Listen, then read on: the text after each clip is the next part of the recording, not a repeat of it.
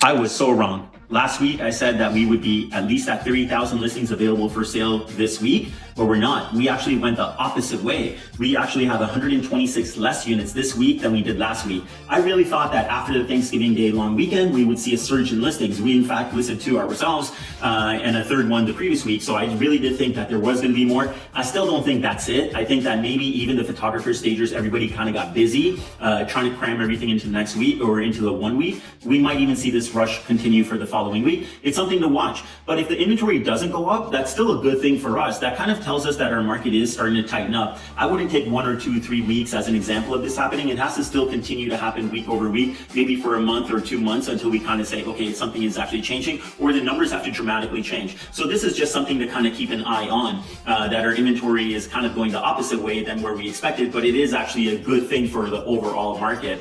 Because you guys do know that our inventory position is really high. I've been hammering this thing since the beginning of the year and it hasn't changed. Even if I looked at last year to this year, we have 17% more inventory, which is about just under 4,500 more listings that are available for sale today than there were last week. And like I've been saying, from January 1st to today, it's a disaster. We have 100% more inventory than we did from the beginning of the year until right now. In terms of sales, we're up week over week by 1.5%. Not a huge number in units, about 17 more units.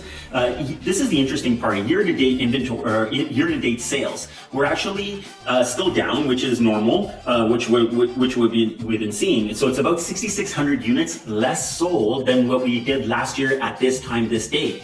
The interesting thing now is that week over week, when I've been reporting this, the gap has been getting smaller and smaller and smaller. This is one of the first weeks that the gap actually got bigger. So we are actually falling behind our year to date. So the gap isn't closing, it's actually widening. This is only 1 week, so I wouldn't really take much of it right now. Let's see what happens next week. But if this continues to be the trend, it might be something a little bit more to look into. And this leads us into price. So when I look at price, last week when I reported price, it was a disaster. But basically this week we made it all up. And that's why I say it's hard to kind of monitor price week over week and get a good gauge of where things are going. But looking at it every single week, you get a kind of a better idea of it. So it's just, you can't look at the 1 week, but since we've been doing this from the beginning of the year, and if you guys have been following, you guys will kind of notice that, hey, we don't have that much of a decline as we did last year. Last week I shared with you guys in Pickering, if I looked at September 24 versus 25, we were down about 7% in average selling price, but our sales were up about 17%.